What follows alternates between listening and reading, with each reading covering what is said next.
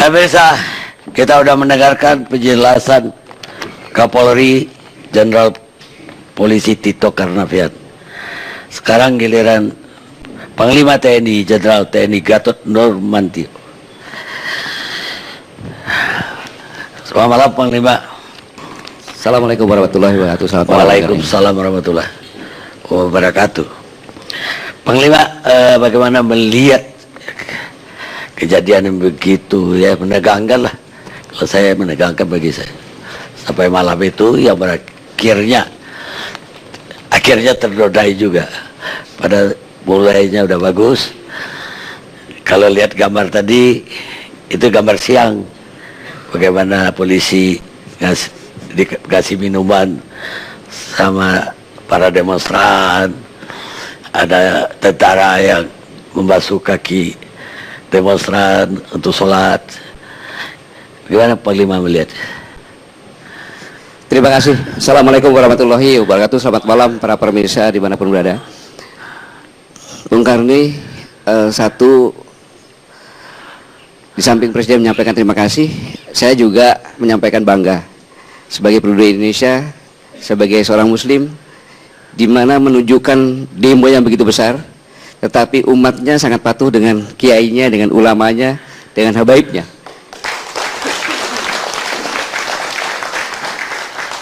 Sehingga Bapak Presiden menyampaikan apresiasi. Saya dengan Pak Tito benar-benar berada di depan kepolisian, persis bersama-sama dengan demo di sampingnya, dan benar-benar tertib. Pada saat malam, ada yang tertusuk pun anggota kepolisian mundur ke belakang, dia langsung ke ambulan, lapor sama komandannya, berangkat. Masih belum bereaksi, Pak. Tetapi mereka ada yang melempar petasan. Naluri kepolisian langsung membuat jarak agar lemparan itu tidak sampai dengan gas air mata. Dan ini sudah saya dengan Pak Kapolri sudah memprediksi.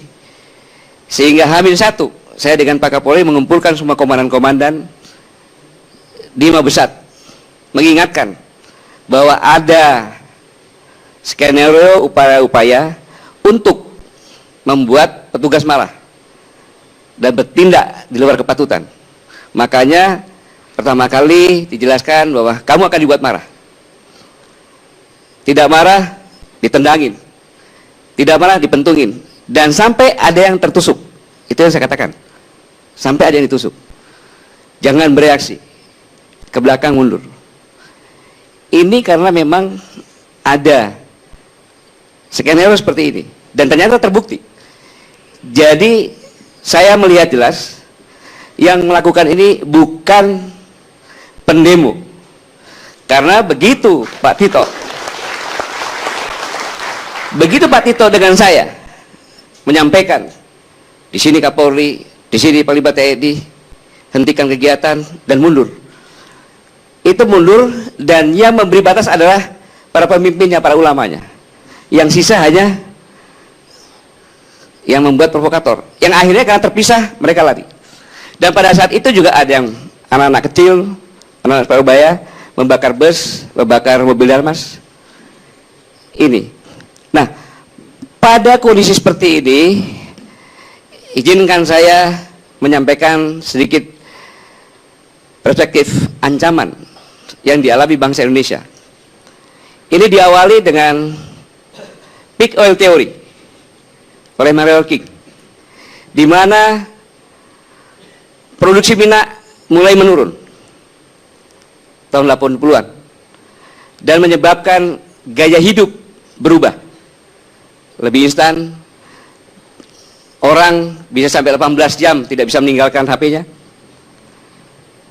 Berubah gaya hidup dan berubah bentuk bisnis. Kita lihat sekarang ada Gojek. Mungkin nanti belanja ke mall tidak usah berangkat ke mall, cukup dari rumah saja. Lihat di layar, HP bisa.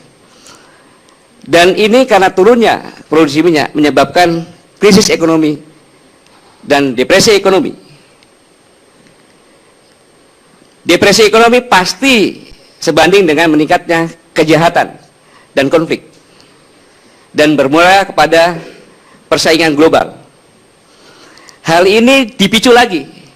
Kita tahu sama-sama tahun depan selamat datang 8 miliar penduduk dunia. Teori populasi mengatakan bahwa daya tampung bumi ini hanya 3-4 miliar. Apakah teori benar? Ternyata setiap hari sekarang 41.000 anak meninggal dunia, atau 1 tahun 15 juta anak meninggal dunia karena kemiskinan, kelaparan, dan kekurangan gizi. Ini dipicu juga karena penurunan produksi minyak. Pada tahun 56, British Petroleum mengatakan bahwa minyak akan habis. Dan British Petroleum juga mengatakan pada tahun 35, konsumen energi meningkat 45% karena jumlah penduduk yang banyak. Hal ini menyebabkan kalau kita konversi, maka habisnya tahun 2043. Jumlah penduduk saat itu, kalau benar, setiap 6 tahun tambah 1 miliar, berarti sudah 12,3 miliar. Dan energi oil tidak terbarui dari plankton puluh jutaan tahun, tapi tergantikan dan saat ini adalah dengan energi dari tumbuh-tumbuhan. Berbicara tumbuh-tumbuhan, maka adanya adalah di sekitar ekuator. Ada 3 kelompok, ASEAN, Afrika Tengah, Amerika Latin. ASEAN yang paling besar adalah negara kepulauan Indonesia. Inilah sebenarnya yang saya khawatirkan. Habisnya oil, maka makanan dan oil akan ada di ekuator. Dan Indonesia adalah negara yang kaya semuanya. Ibarat gadis seksi menjadi rebutan. Bahkan Presiden Soekarno pernah mengingatkan, suatu saat kelak negara-negara akan iri atas kekayaan negara kesatuan Republik Indonesia. Dan bukan suatu kebetulan, Presiden Jokowi pada saat disumpah, beliau mengatakan, kaya akan sumber daya alam justru bisa menjadi petaka. Dari ini Pak, krisis ekonomi, kemudian persaingan global. Sekarang kita melihat Indonesia. Saya buka saja ini. Di Darwin, jaraknya kurang lebih 479 km dengan Selaru. Di situ ada Pulau Marcella dan ada Blok Marcella. Di Darwin ada kurang lebih 1.250 sampai 2.500 ditingkatkan marinir Amerika. Ada apa? Boleh dong saya khawatir sebagai Panglima TNI. Yang kedua, masalah Laut Cina Selatan. Semua kapal-kapal yang ditangkap oleh Angkatan Laut, yang 3 kejadian terakhir dikawal oleh Coast Guard. Berarti menyampaikan Coast Guard adalah penjaga pantai. Beliau mengatakan itu adalah pantainya, padahal di dalam zona ekonomi eksklusif Laut Indonesia. Dan yang terakhir, Filipina mengklaim lewat pengadilan internasional, dan hasilnya pada tanggal 12 Juli 2016 pengadilan internasional ABTS mengatakan Laut Cina Selatan tidak, yang diakui adalah Filipina. Tetapi 1 hari kemudian Presiden Tiongkok mengatakan bahwa Cina tidak akan ada aturan lain pun yang mengatur masalah Laut Cina Selatan. Dan Wakil Menteri Luar Negeri mengatakan ditetapkan zona pertahanan udara. Siapapun yang lewat harus laporan. Ini juga potensi konflik di sekitar kita. 2. Yang ketiga, Five Power Defense Arrangement. Negara-negara persemakmuran Inggris, Australia, Singapura, Malaysia. 3-tiganya pernah punya masalah dengan kita. Dan New Zealand. Pada saat saya pangkota, saya tanya kepada Menteri Luar Negeri, FPDI itu apa? Nggak usah dipikirin Pak Gatot, nggak pernah ada kegiatan apapun juga. Tetapi tanggal 14 sampai 21 Oktober saya diundang untuk menyaksikan latihan besar-besaran FPDI. Ada apa itu? Negara di sekitar kita. 3 Pak Kari. Di dalam negeri, Tiongkok pernah kalah dengan Prancis dan Inggris, walaupun tentaranya kuat, tetapi didahului dengan perang candu, sehingga rakyat dan tentaranya kena candu, akhirnya kalah, harus menggadaikan Hong Kong dan Taiwan. Dan sekarang 2% atau 5 juta penduduk Indonesia terkena narkoba, dan itu adalah fenomena gunung es. Setiap tahun 15.000 meninggal. Fenomena gunung es pasti di bawahnya lebih besar. Hampir setiap saat. Bosan kita mendengarkan laporan dari kepolisian maupun BNN. Menangkap sekian kilo sabu, sekian kilo sabu tiap hari. Dan itu transitnya di Malaysia. Dan sampai sekarang BNN belum bisa nembus ke Malaysia karena tidak diizinkan. 4. Teroris. Sama-sama kita tahu. Di Syria banyak yang dilatih, bahkan anak-anak dilatih di sana. Brunei mengatakan apabila di Syria sudah tidak aman, maka kembali ke daerahnya masing-masing melakukan khilafah. Dengan apapun kamu melakukan. Brunei menyampaikan seperti ini tidak lama kemudian di Prancis menggunakan bus ditabrak, tidak lama kemudian dengan pisau pendeta ditusuk. Indonesia punya undang-undang teroris, undang-undang pidana teroris, berbuat dulu baru. Jadi Indonesia tempat yang paling enjoy untuk teroris di sini. Kita tinggal tunggu saja. Kenapa saya katakan demikian? Libya, Irak, Syria, semuanya dicap. Pertama kali hanya permasalahan dalam negeri, terus dicap teroris, pasukan koalisi masuk, bagi-bagi. Karena punya energi habis akan pindah ke Indonesia. Bisa juga karena Brunei juga mengatakan bahwa basis teroris nanti adalah di Filipina Selatan, Jolo. Kita datang ke Jolo bawa senjata, nggak akan diapa-apain. Pakai bendera ISIS, nggak diapa-apain. Dan ISIS sekarang sudah berubah menjadi Islamic State. 5 Pak Kandi. Yang ke-6, persaingan ekonomi. Kalau kita bersaing bersama-sama, kemampuannya sama, kita bisa mengukur. Saya Pak Tito sama, nggak usah peduli. Toh bertaninya belum tentu menang, tapi kalau ada yang menonjol pasti dikeroyok. Indonesia pada tahun 2015 pertumbuhan ekonominya 4,74. Bayangkan, tetapi GDP P3 itu nomor 8 di dunia, di atasnya Inggris dan Prancis. Kalau kita lihat pertumbuhan 4,74 itu nomor 8 di dunia.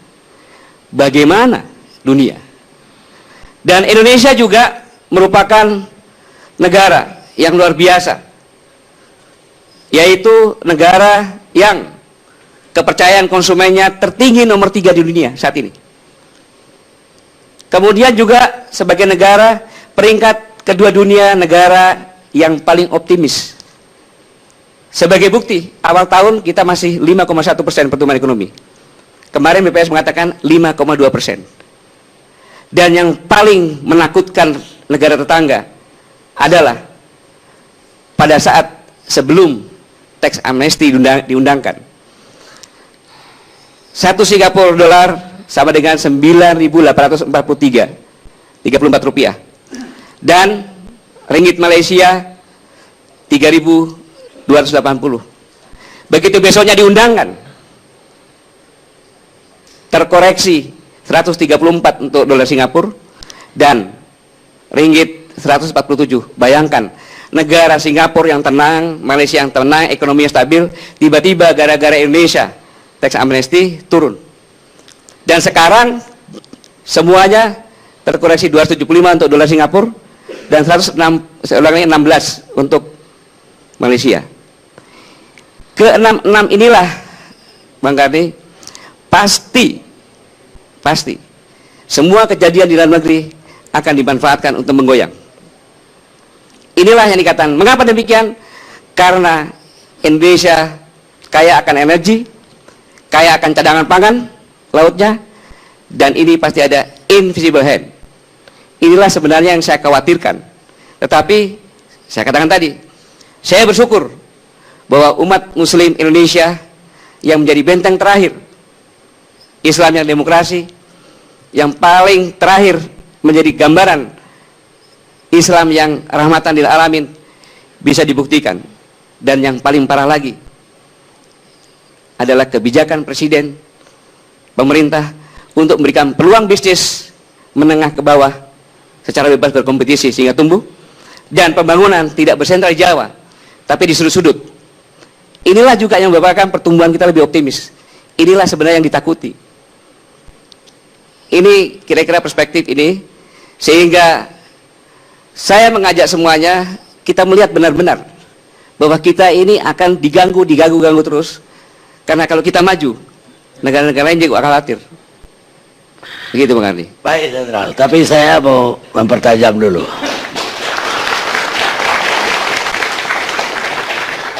Semuanya tadi itu, apakah itu penyebab demo ratusan ribu orang yang tersinggung karena agamanya merasa dihina, ataukah itu bisa dimanfaatkan orang, Mas Jenderal? Dua-duanya benar. Justru peluang-peluang seperti ini akan dimanfaatkan. Buktinya yang tadi saya katakan, pada saat jam 18 pendemo ini akan kembali, tapi karena jumlahnya ratus ribu, tidak bisa langsung 18 langsung hilang semuanya, tidak bisa. Ada yang kembalinya ke Istiqlal, ke Al-Falah, ada yang kembalinya ke Semanggi, mereka berputar-putar di situ. Perlu proses. Pada saat itulah muncul provokasi-provokasi yang diperankan oleh para pemuda yang membuat kejadian yang saya sampaikan tadi.